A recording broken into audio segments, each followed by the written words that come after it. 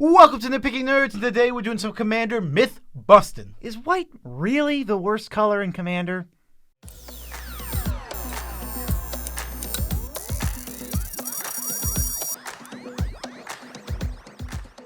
I'm your host, Joe Cherries. I'm your host, Beezy, joined by Sleepy Amber, and that makes us the Nitpicking Nerds, bringing you magic content every single day of every single week of every single month. That's enough to wish a happy birthday to everyone whose birthday is today. If we do it eventually, we will wish a happy birthday to everyone who ever lived. And every single pet that ever lived as well. Yeah. And this video, special shout-outs to our sponsor for today's video, which is Into the AM, which is these awesome t-shirts that you see us wearing right now. Sweet and stylized. They are an apparel company, and I gotta say, one of the only apparel companies that I even could name off the top of my head. That said, they're still my absolute favorite. I don't even need to check everybody else out because we got comfort, we got style, we got people in the comments asking, where did you get that shirt? And then we say, Into the AM. They're our sponsor. They rock. Yeah, these shirts are super awesome. Again, I'm a huge fan of the design. That's what I like the most about these shirts. Which one do you have? They really look cool. Oh, this is the Pride Orbital Skull thing. Yeah, I got the melting astronaut holding the melting planet. Amber really likes this one because it's black, so when she lays on it, she can get her fur all over it. Yes, thank you, Amber. We appreciate that so much. These shirts are all super awesome. We're a huge fan of them. You can use our link with this fancy new thing here that pops up with our link. You use that, and guess what? You get 10% off your order. This is tangible money that you're saving now because of us. You know, you thought it was all just affiliate links, right? No. Now you're getting an actual discount. They got bundle deals. They got graphic tees, 3 for $60. They got basic tees, 3 for $45. You'd be a crazy person if you want to buy these shirts and you're not using our link. Yes, use our link. It literally is free value for you, especially if you're going to buy these awesome shirts anyway, which we suggest doing because they're pretty awesome. So, do it for Amber. We got to get into this video. Beezy, what is today's video? Well, we're kind of doing a little bit of myth busting. We got a question to answer, and it's, is white the worst color in Commander? We threw out a poll for everybody, got a bunch of answers, and I've also, obviously, we've been on the internet, so we know a lot of the most common arguments, and we think white's actually not that bad. White is definitely a color that lacks in some areas, but all colors lack in some areas. I think white is toward the bottom of the list, but is it absolutely the worst is what we're going to investigate here. Well, anytime you rank 5 subjects, you have to have a best and you have to have a worst. They're literally ranked to a certain degree. But the question also would then be, after you figure out what's the ranking, is it relevant? Is something the worst a problem? We could talk about it because we don't think white is even the worst. And then we also probably wouldn't say that the gaps in dominance of the top 5 are a problem. Yeah, I would agree with that completely. So, we got to hear the arguments. These are the arguments that people threw at us in Discord this morning and on our YouTube comment thing. What is that called? You could also check every other YouTube video about white or Reddit, also Twitter, anything, anywhere it's ever been. These are not in any particular order, so we're just going to fire them off one after the other. The first one is white has a lack of depth, meaning if you take out some of the best white cards, according to other people, then white is much worse compared to all the other colors. I would say this hypothetical doesn't seem to me to be super helpful. If you take away the best cards of, the 10 best cards of every color, the color is going to be way worse. Like, there is a 1%er for every color that is, never going to be reprinted or replicated again. And it would really hurt the color. Like, if green lost Beast Within, I mean, that's their best way to answer creatures. Yeah, and I think what people look at is there is a couple things that I can think of examples of where there's extreme depth in a color. And that in green, ramp. The depth goes deep. It doesn't matter where you go. You can get ramp anywhere in green. And counter spells in blue. These are the 2 examples I can think of where depth is just super deep.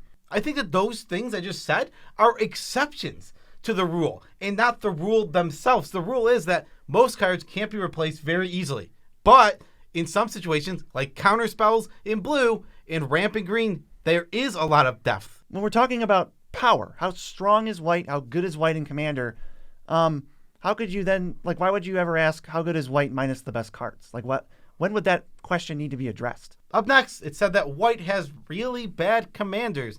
I just don't agree with this overall. We took a look and we scrolled down all the monocolor commanders on EDH Rec, and it looks about the same. The first 3-4 rows have a lot of good commanders, some stinkers mixed in there, and then it turns to poop. It seems to be the same for approximately every single color. Yeah, I don't know if this is a double standard, but it's the actual pool of commanders is a lot smaller than the 1,300 legendary creatures that we have. Half of them weren't even designed for the format.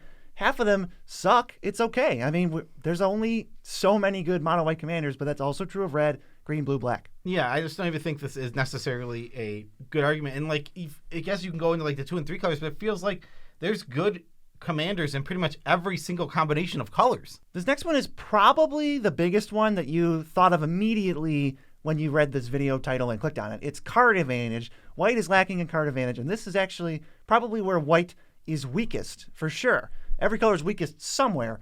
So, but it's been better the last couple years, and we got some banging things coming out. We got Wall of Mourning, which is, in my experience, has basically been 2-mana draw 3 almost every time. Welcoming Vampire, that card's amazing. And Esper Sentinel, that's an EDH and CDH staple. We're getting there, and you only need so many card draw spells before you have a functional deck. You can also, obviously, because you're in white, play colorless cards. And there's some colorless cards in every color combination that can help make up for it. Yeah, white does lack in the card draw department for sure. Mm-hmm. But it's not lacking enough at this point, especially with all the cards it's gotten, like you just listed. It just keeps getting slightly better and slightly better each year. And we're getting to a point that it's catching up, and it's actually getting pretty good at card draw. It's probably 4th for card draw now. I think red doesn't even have ways to draw cards. I'm being dead serious. It doesn't have ways. It can only impulse draw, and that sucks compared to regular draw. It's definitely worse. So honestly, I would say card advantage in white is better than what we have in red currently. And every color, again, is lacking in some major way. Black can't answer artifacts and enchantments. Red can't answer enchantments at all. Green can't really remove creatures that easily. And blue has trouble sticking things on the board and interacting with the board. They're more about interacting with the stack. So they're all pretty big weaknesses when you want to say it like that. But you do need card advantage to have a functional deck.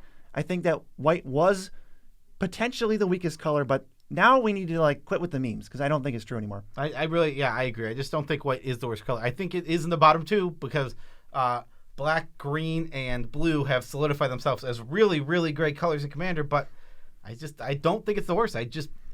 There's so many good points here, and we're just gonna let's keep going. Keep going. I mean, I don't know what the power ranking is. We're not going to definitively rank green, black, and blue, but I think almost everybody can agree those 3 are above, and then we have a little bit of space, and then it's red and white. People would say that white doesn't have the ability to close out games, and I just don't agree with this one whatsoever. White is super combo heavy with just mono white combos. Teshar has a ton of combos. Heliod and Walking Ballista is a 2-card combo. Karmic Guide goes with, what is its name? Ham Sandwich? There's a slew of white creatures that all combo with each other. Fiend Hunter, Sun Titan, throw Angel of Glory's Rise in there, Karmic Guide, Revelark.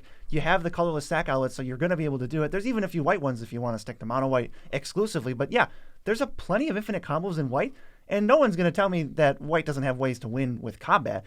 True Conviction, Elish, Norn, all of these, Kathar's Crusade, all of these complete monster combat spells, Chroma's Will. You know what I find extremely interesting? Of all of the piles with Hulk, all of them play a bunch of garbage cards, except for the ones with white in them.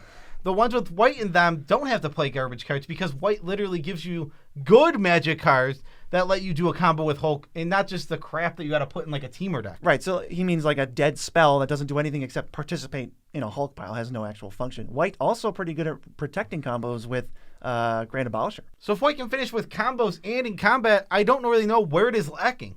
I mean, I would say that blue sometimes has trouble closing out. If you kind of have some combos, but you don't have a ton of ways to do it on the board reliably. Unless blue really struggles with closing out games, unless you specifically draw out your whole deck. Then blue is good at closing out. Then it's easy peasy. Another argument falls under the price category. It's that the expensive white staples, when you chop off all of the most expensive commander staples, white then becomes the worst color for playing on a budget.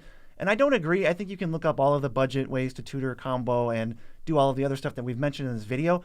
But I don't even know how you would calculate that when you cut off the ceiling at $20, now white is the worst color. I mean, every single one of some of the best cards in every color that's why you play them. They're the best cards in every color, and then if you don't have them, your deck is worse. I don't think that price really factors in at all for seeing if a color is the best. Now, I would say if we're talking about reserve list prices, we're talking about $400 or $500 cards where cards basically don't factor into how good a color is because nobody's playing them. Yeah, that's interesting. But saying that basically there's no replacement for Smothering Tide. $45 is expensive and you can't get it anywhere else, and that really makes green worse on budget. It's I don't think there's a useful talking point whatsoever. I mean, if you want to say something like, which monocolor can make the best $50 deck, like a mono green deck versus a mono red deck, they're all going to still be pretty dang good. You can probably fit infinite combos in every single one of them. If you really push power, Karmic Guide and Revelark are $1. This is not going to be that difficult. Yeah, I mean, the winner of that is always green because all green staples, the ramp is like pennies. Yeah, a lot of it is like pretty redundant, and you just play on the ramp. Yeah. Okay. So, this one is so weird to me. It's support color. I mean, it's really easy to say anything is a support color. White's a good support color. I mean, every color is a good support color because if I start with a green deck and I add white to it, and you call white the support color, hey, you get removal and you get ways to answer threats. And now it's a lot better. But what if you start with a white deck? But if you start with a white deck and add green, now green's a great support color. We get ramp now. Yeah, I don't know how you decide which one's a support color or what a support color exactly means. You just play the best cards from each color that synergize and work together. I mean, if you have more green than white, you could say the white is supporting it, but I don't know what that means. It just kind of means you're playing good white cards. White's good in your deck. It's a green-white deck. I mean, just because it could be, depending on what kind of strategy you're going for, it's going to lean more one way or the other. Like, I have a green-red deck, the Halana Lena deck that I mentioned every episode, that is majority green. I don't call red a support color because it's not a support color. There's just more counter synergies in green, so it's a heavier green deck. I don't have to call red a support color because it's just like it feels like some way like you're trying to demean white or just dismiss it. I don't know. Like, it's better as a support color than a main color. White can do just fine as the main color. I mean, yes, it has lots and lots and lots of strengths. You can even just play a white deck and then whatever other color you have, add the card draw and just to a white deck, and that'll be the support color, and it'll be a fine deck. I saw this next one more than once, and I am mind boggled. White has nothing it's the best at. This is so blatantly wrong and false. White is by far, in a way, the best color at removal. It's not even close. Spot removal and mass removal. It does both of those way better than any other color. What other color can wipe the boards in all the different ways that white can? The answer is simply none. It's not even close. And white is the only color that can reliably answer every single permanent type. Yeah, you don't have to worry about a weakness to a type with white. You have answers to everything. You have buckets of answers to everything. You don't have to worry about it. We have efficient ways to exile creatures. It's not even like we can only put them in the graveyard. We can just get them out of here forever. White has a strength, and some people would say, white has strengths of like stacks and land destruction, but we'll get to that. We're not even counting that. White has a strength of just removal that we take advantage of every single time we build a deck. Yeah, exactly. So that one I just felt like was false. Next, the best cards are pseudo-banned. This is literally somebody said if stacks are bad, if no one's playing stacks and no one likes stacks, then white is bad. But that's not the only thing white excels in. We just went over how great it is in removal. It's also great with creatures. It does a lot of things very, very well. Yeah, white sticks to the board. White can finish games. White has plenty and plenty of removal, especially when you start building it to your deck to synergize. It can start just being like, plague winds and like one-sided board wipes. The mass land destruction and the stacks, honestly, a lot of colors have those. Obviously, white has more than most. Red and white have a ton of like Punisher. Blue as well. Blue has a ton of old stacks pieces that are just pseudo-banned from this format that you're not seeing. You're not seeing back to basics. You're not seeing embargo. You don't even know what embargo does until I put it on the screen. Now you know what embargo does, but these cards are basically pseudo-banned because of how unfun they are. There's overburden. That card's miserable. Nobody's playing these cards. These cards are insanely strong, but nobody's playing them. Almost every color except for maybe green and black are not playing cards because of their stacksy and unfun. So if you're of the mindset that these cards are pseudo-banned, just exclude them from your collective view of the Commander format. If you're never going to play them or play against them, they're basically not there. Just address the format as it is instead of being like, well, white has the most banned cards, so it's the worst color. It's like, we just can't really address that, can we? It's not helpful. Maybe this is something to address in another video, but I want to say there's this attitude that it's like people refuse to play against stacks, and that's unfair to white. And it's like, no, it's not. It's not at all. People value their time, and they want to play the game in a way they find fun, and playing against stacks, for a lot of people, is not fun. All right, this is my personal pick for most pet peeve argument against white. No ramp. White doesn't have ramp. White sucks at ramp. I really, the first thing I wrote in the script is, what? Because I don't think this is up for question, honestly. When you're talking about permanent ramp that sticks around on the board, green is number 1, no question. Mm-hmm. White is number 2, and then take a mile hike down this mountain, and then you get like black, red, blue, and they're at the bottom. We start with the baseline bedrock of every deck can play any number of 2-mana rocks that are colorless. Of course we can. Arcane Signet. We all have access to the same stuff. Well, okay, what does blue, red, and black bring to the table when it comes to permanent ramping, putting lands in play?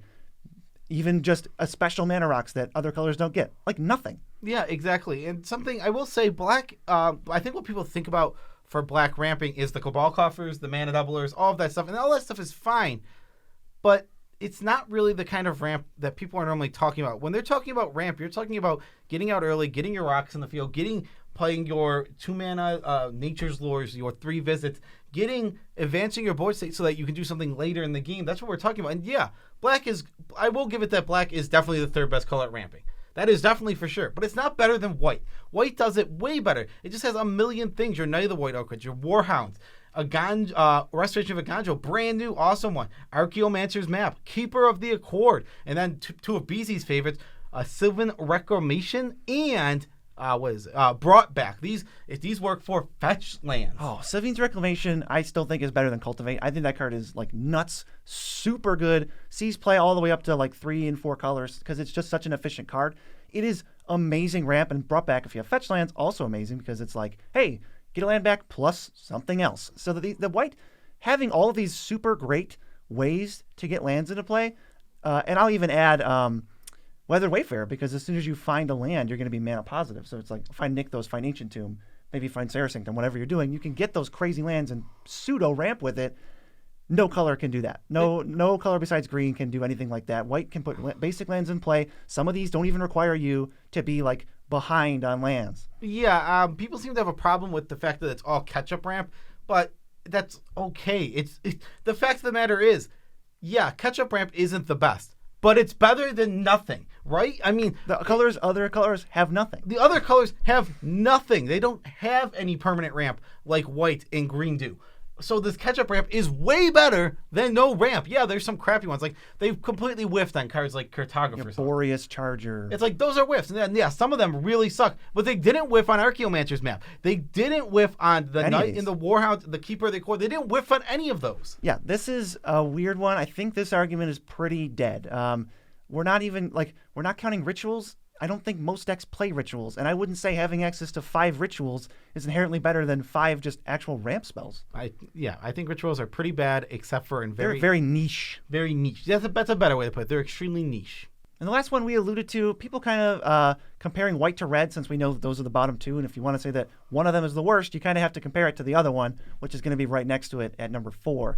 And I think white trumps red on like almost every one of the main categories that you look for when you build a deck. Yeah, I agree. White is way better at tutoring. Not even close. Red barely has any tutors. Card draw, red can only do impulse draw, and they can loot. But looting is not nearly as strong as actually drawing, as you don't actually go up cards. We already went over the ramp thing. Red can't ramp, period. Removal, again, white's the literal best color for removal in the whole entire format. It's not even close. It's better than every other color, so it's definitely better than red. Yeah, it's definitely better than red. I want to add for tutors, you know, you can mention some of the big 3. White has like 20. Red has Gamble, 2 Goblin tutors, and like Imperial Recruiter and Godo, and like that's it. Those are the only remotely playable ones. It's just white just has. You can find budget tutors, you can find redundant tutors, you can do whatever you want, and it's going to find these specific things that white's super good at. In recursion, don't even get me started on recursion. I mean, we just mentioned even Savine's Reclamation and Brought Back, which are ramp spells in the right deck, can also be recursion. Karmic Guide, Revelark, Sun Titan, all of these things. The white cards are very sticky. You got to exile some white graveyards because you're going to get the same thing in play over and over. Yeah, I think the bottom line about this is we just feel white is much better than red in Commander, but I also have hit the point where I don't know why this discussion keeps coming up. It feels like the colors are close enough. Like, there has to be a list, there has to be some good, and there is some gap between red, white, and the other 3. There is some gap. I don't think it's a problematic gap. And I think that Wizards is aware of the gap and is constantly pushing red and white cards to slowly push it up the ladder. Yeah, that's where this all boils down to. It's like, it's kind of like the end. It's like, so what? And we're basically saying, so nothing. First of all, we don't think that white is the worst color. I don't really think it's constructive to just kind of crap on white and make memes and stuff. I mean, even for jokes, it's fine. But like kind of saying the commander's unhealthy, I don't think is overall good for the format when I don't think it's unhealthy. So the overall rank, I think, doesn't matter because for the health of the format. It doesn't matter because they're so close. We got the 3 at the top. There's a little bit of a gap, but you know, when you zoom out from these cards, you'll see a gap between the first 3 and the next 2. But when you zoom out to the grand scale of good and bad, they're all way above the middle line, and it's super healthy and fine. Yeah, exactly. I agree completely. I think that the colors are balanced fairly well for a commander, and the meme of white is the worst color is just not. It's incorrect at this point. I think it is outdated. Just outdated, and it just feels like people just want to poop on white. I feel like.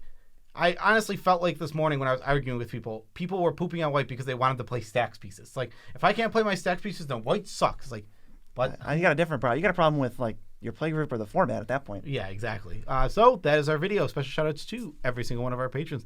Love you all as much as we can without making you uncomfortable. Yeah, obviously. And there's 2 ways that you can show your love to us, and they're both links in the description. Can you imagine that? TCG player, click it, buy cards from the link, and then when you check out, we get a percentage of the money that you spent, but it's not even your money that we're getting. It's bonus money from an alternate dimension. Bonus money from an alternate dimension. That is completely true, I believe. Also, dragonshield.com. There's an EU and US link. Go there, buy the best sleeves in the multiverse. Good sleeves. And when you get your sleeves sent to you, and we get a kickback, and you spent $0 extra. Same deal. The money just comes from a wormhole. I think it comes from Joe's pride wormhole in that thing's ear. It comes flying out of the hole. Also, thanks to Into the AM one more time for sponsoring this video. We appreciate you guys. A poop load. Yeah, I want to honestly have more of these because they've been fitting super well, and I'm vibing with it. You know, you get like the double take in public, and you're just like, feeling myself. BZ never. Well, I would say BZ never buys clothes. We can just move rarely, pretty rarely. Move into the tidbit. Yeah, my whole life I've just been sponsored by various companies, and they send me clothes. Yeah, BZ. When is like legitimately? When's the last time you went clothes shopping or shopped for clothes in some way? I bought a shirt online. It was like a joke shirt. That's about where we're at. Yeah, I mean, me too. My shirts are old, and then some of the random chance encounters ways to get new shirts. I got a shirt for Christmas, like a custom Goofy shirt. It's just like I fall into shirts. I don't care. Yeah, I don't buy many shirts either. I mean, everyone has been noticing. A lot of people have commented about it. I bought like, was it 7 or 8 AEW shirts. You're gonna be cycling through those, which you'll see them all the time. I still haven't worn one of them, so I got one more to wear. Oh baby! And then you'll see them all, and then it'll just go into my cycle of clothes. I was just wearing them all in a row to like. It's probably now like what, 20% of your overall wardrobe now is just like AEW shirts. How many shirts does a guy need? I don't know. I probably have. I want to say 30 shirts. I was going to say I have 30 shirts. That was a good estimate. I think that's about right. How many shirts do you have? Let us know in the comments. Yeah, it means a lot to us. Really, really important stuff. We need to know how many shirts you have exactly. Go count them and throw out the ones you don't wear anymore. Give them the goodwill. Yes, give them away. People can wear shirts. Yes. To end this video.